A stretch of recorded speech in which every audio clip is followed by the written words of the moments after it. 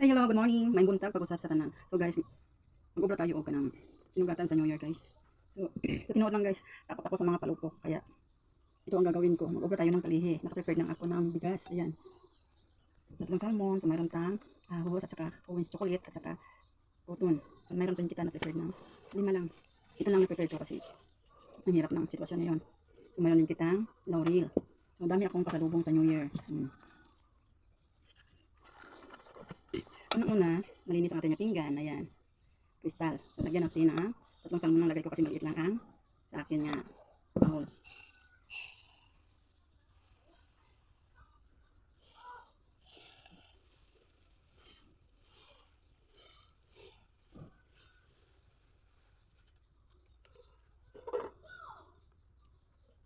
Ito na guys.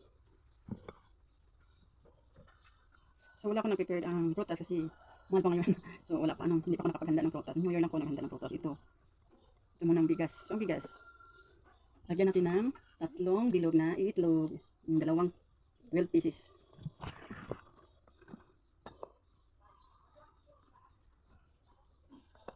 Dito mo nang lagay sa kilid guys.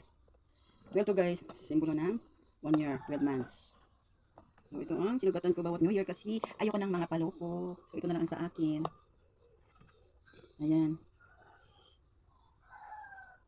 Ito ang aking pasalubong sa New Year's guys. So, gawa tayo ng pasalubong sa New Year's. So ito guys. Mag-ingat tayo ng gumawa kasi alito, pasalubong sa New Year. Ayan guys. So ngayon, i-sure natin.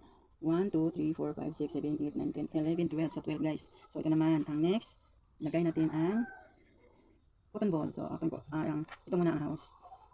Ayan, isa, dalawa,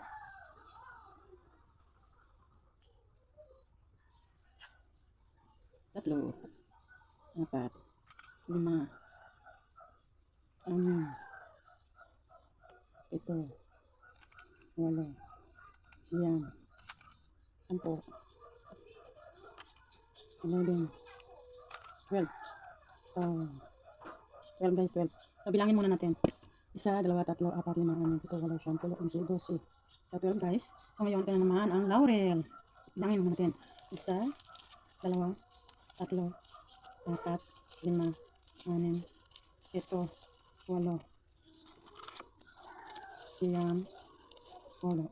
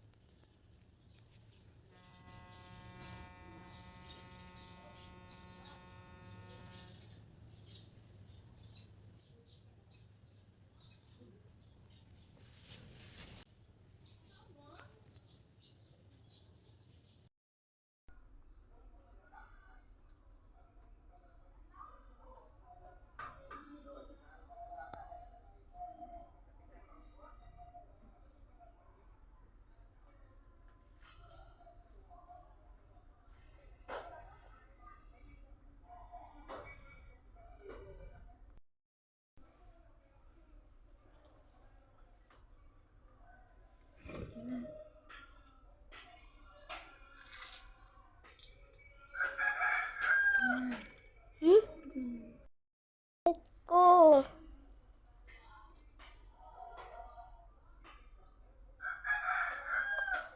Yan.